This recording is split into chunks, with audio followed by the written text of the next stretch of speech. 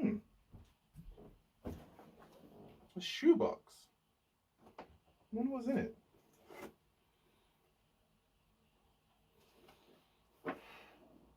Alan Wake? Have you ever heard of this?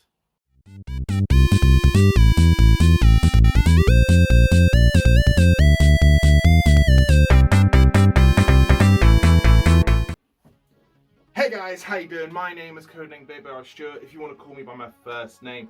Welcome to the Bear's Den. Today we are going to be talking about Alan Wake, or Mr. A. Wake.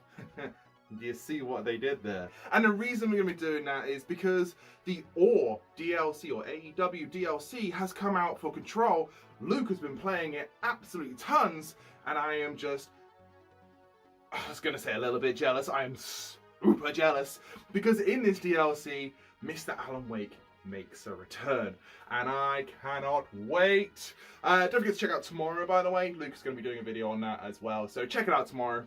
And we'll come back to what we're doing here. Why am I excited to talk about Alan Wake? Alan Wake is a game that's been out for the last 10 years, and it has been such a good ride. In the last 10 years, I must have played this game 15 or so times. I absolutely loved it. The last couple of years, I haven't played it though. That's the difference there. I absolutely love this game, and this game is a psychological thriller based in a place called Bright Falls in Middle America, about Alan Wake, who's a writer that is struggling to well, do anything. He's got writer's block, and his wife's taken to his place so he can write. But he didn't know this, and when she reveals that was her plan, he got a little bit annoyed. So, in the cabin they're staying in the middle of this old volcano that's got a huge lake in it, he steps out, leaves his wife in a scary cabin. She's afraid of the dark, by the way. The lights go out, she screams, he chases back, and he tries to help her, and he finds out that she's gone into the lake. So he dives in, and then we wake up in a car. Well, Alan wakes up in a car on the edge of a cliff, and he has no idea how he's got there. He doesn't even know a week has gone by, and as he's going through the woods, the person who gave him the keys to it, well, was supposed to give him the keys to the cabin that they're staying in, has turned evil and he's become the darkness. Not that darkness. Not this one. No, different kind of darkness.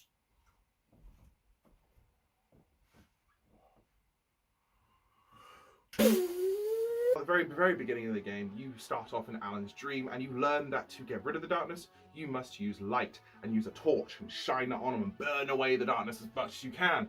And once the darkness is gone, we get to shoot them and they disappear, which is really cool. But this story is very cool. Now the whole way through it, Alan is just looking for his wife and trying to get rid of the darkness as best he possibly can, trying his best to get people to believe him about what's going on. Even his publicist and best friend Barry doesn't believe him at first, and it wasn't until a certain instance happened, like he said, the birds have gone all Hitchcock on me, when he starts like, yeah, okay, I believe you, I understand what's going on. Now Barry is a divisive character. Lots of people don't like him all that much. I personally do. I think he's really funny, you know, but he's, throughout the entire game, was like, ow, ow, do this, ow, ow, ow, ow, ow, ow, ow, ow, ow, ow, ow. He's just yelling out his name the entire time throughout the entire game. I like him. I think he's a character that's a really good polar opposite to Alan himself, whereas Alan's very much the straight man. He's very, has an idea of what he wants to do, needs to know what he needs to do, and he doesn't find anything funny. Ow! Barry, on the other hand, is hitting on the local waitress in the diner, so you can kind of see where that's going. But he does do one genius thing, and that's this. He wraps himself in Christmas lights, which is a genius idea. If the darkness can't deal with light, why not have lights surrounded by you all the time? He also has a headlamp as well. I just think that's a really clever idea. And I'm gonna probably not wear this the entire way through this entire video, because it's affecting the camera and the light that's coming on there. In fact, you can see, ooh, some lens flare coming up there. Woo! Oh, in fact, it's all shining on the green screen. So I'm gonna take this off. Ow! So Alan Wake is, like I said, a really good game, and the whole point of the game is to kind of save your wife. But the whole action part of the game, you know, it's not much platform. There is some of it, and there's some exploration to go through. Quite a linear game, but using light to defeat the darkness as best you can. You know, and using all these different tools as well. So you got a normal flashlight, tiny little thing at first, then it's becoming a large flashlight. These have different power and different things to deal with. So if you aim your flashlight at the darkness, it's going to get rid of the darkness around them, which is the whole idea. Same with any objects as well. If some objects are flying at you, I don't know, let's say a train, is flying at you, you use the torch to get rid of it, but you have other weapons as well. You have flares, which are honestly so good in a pinch. If you're surrounded, bust out a flare, they back away from you. It also helps give you a little bit of health as well. And you have flashbangs as well. If you've been chased by a lot of people, ding, chuck one in, pew, they just disappear, they're gone. So Alan Wake has an amazing amount of world building as well within its game. You got a radio being listened to by the Night Owl, I can't remember, Pat something. Can't remember his name. I literally just finished playing a section when he was in it. Pat, who was on the radio, kind of telling you local stories. Other people phoning in and go, hey, have you heard these gunshots? And you're like, oh yeah, I was involved with that a second ago. Because you listen to the radio and it's talking about you and your actions that are going throughout the game. There's also TV sets that kind of clue you into Alan's psyche a little bit. You see when he was taken away by the darkness, him writing Departure, the manuscript that appears throughout the entire game, and it spoils things. It doesn't really spoil things, honestly. It tells you what's coming up. And it does it in such a way that you're like, yeah, I didn't expect it to be like this, you know, a bulldozer, for instance. That obviously helps build the world that's coming up against you as well. The whole forest, the layouts, the town that you're in, it's all laid out so well and so amazingly put together that all these radios and stuff that are around, that kind of these TVs that are around, that give you all these clues and give you ideas of what's going on in the world, just makes that world feel alive. It really does. Another cool thing to do with TVs is, what's it called? Night Springs. Night Springs, their version of the Twilight show. Twilight Zone. Not show, zone. Night Springs was actually written by Alan Wake. You even see his episode later on in the game as well. But you can, TV turns on and you can just stand there and watch it. There is something else that comes as well. Now, obviously at the very beginning of this video, I picked up a shoebox and said, oh, what's this? Alan Wake, have you ever heard of it? The whole reason for that is because of a character called Thomas Zane. Thomas Zane essentially made the darkness what it is. He was a writer that was living in the cabin on the lake that after it erupted, he died. But everything he ever did, he wrote it into his stories that if you keep it in a shoebox, it will stay alive, it will stay remembered, it will always be there.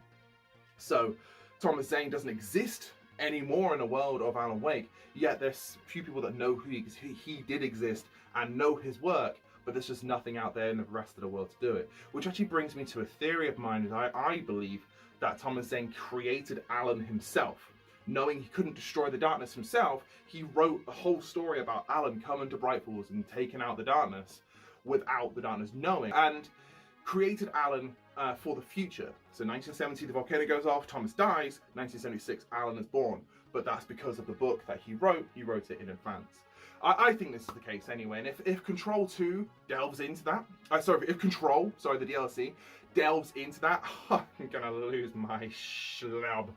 I'm gonna lose it, I'm actually gonna lose it. Because the world building again is so good. Like if you go into Quantum Break, there's a whole point in a lecture hall where it's got Alan Wake written all over, all studying his disappearance and studying his books and studying why he's there. And Control, there's Easter eggs, well not even Easter eggs, there's literal going, the Bright Falls incident existed.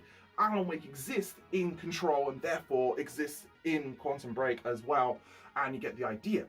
But world building doesn't just go from the game itself. There's little bits here and there as well. You've got QR codes you can scan to get some jokes that the Remedy wanted to put in, but also you might even get a message from one of the characters from the game as well. I don't think they work anymore. They look very different to when I originally played, and I did try it myself earlier on. It didn't seem to work, but you can YouTube it, you can Google it and find out where they are anyway. And also before the game came out, there was an Xbox Mini internet series, about 6 episodes long, about 30 minutes in total. You can find it on YouTube. It's called Welcome to Bright Falls.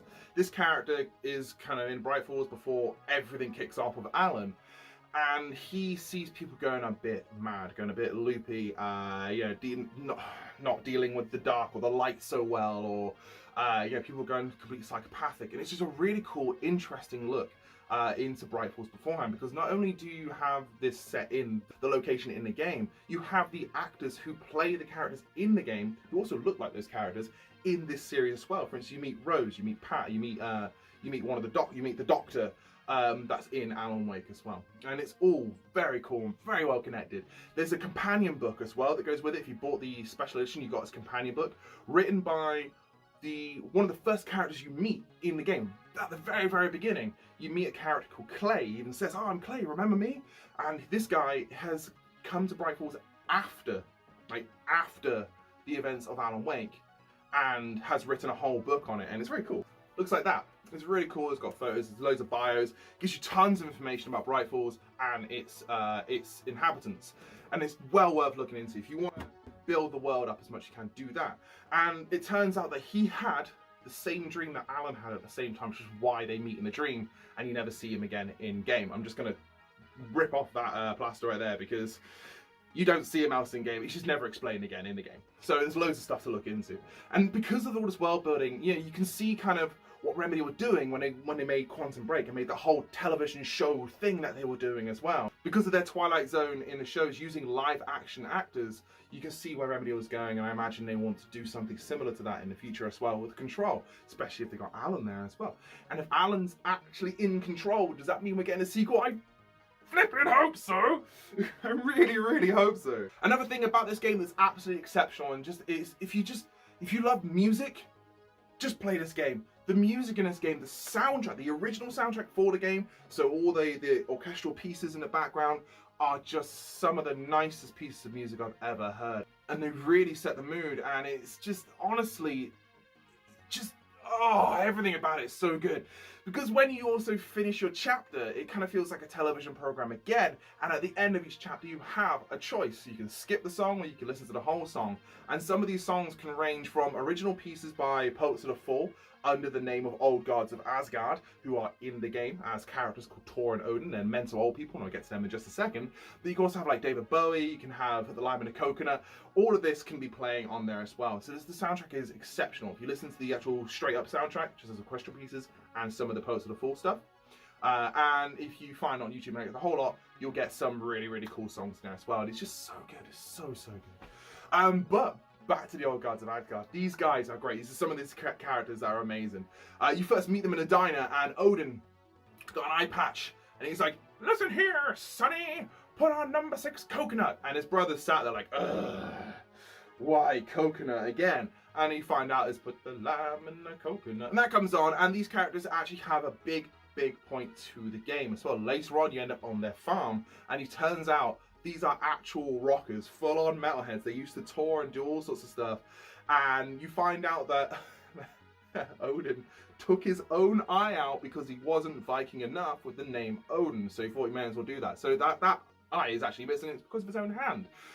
But the stage that's set up in this field is probably one of the best Horde Gauntlet type boss fights in the last generation, at least in the last generation. Probably in this generation, to be honest. I mean, you know, the only thing we've got close to it is probably Horde mode on Gears of War, and that hasn't been good since Gears 2, not really anyway. On the stage, you got fireworks coming out, you got lighting kind of beaming out all the Taken, you got fire coming from the stage, you're firing flares out, you're throwing out flashbangs, you're just doing everything, and all this, the entire time this is going on as well, there is an awesome metal riff, an awesome metal song going on, written again by the Poets of the Fall or the Old Gods of Asgard, and it's just exceptional. Everything about this game I love. If I was going to rate this game, it would be near enough a 10 out of 10. It'd be 9.999 recurring.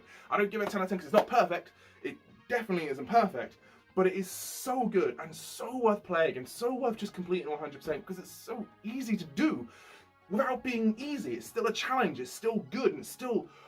Oh, I just love this game so much. I love this game! So the game is 10 years old and it looks absolutely gorgeous even today. It sits side by side some of the modern games so easily. If it had a slight HD polish, it would look even better, but honestly, it just looks amazing. I couldn't get over how good this looked. The lighting in this game was so good. If they just got a little bit more help with the lighting, and maybe if they did the HD thing, they would play around with that lights more and make it even creepier and even darker and more like scary and tense, and it would just work so well. But if anything, just play this game. Like, get it on the Xbox and just play it. The best thing to do. I'm hoping the Xbox X Enhance works on it. I don't know if it does. If it does, I really want to see that, but I don't have an Xbox One S or One X or whatever the thing is. I don't know.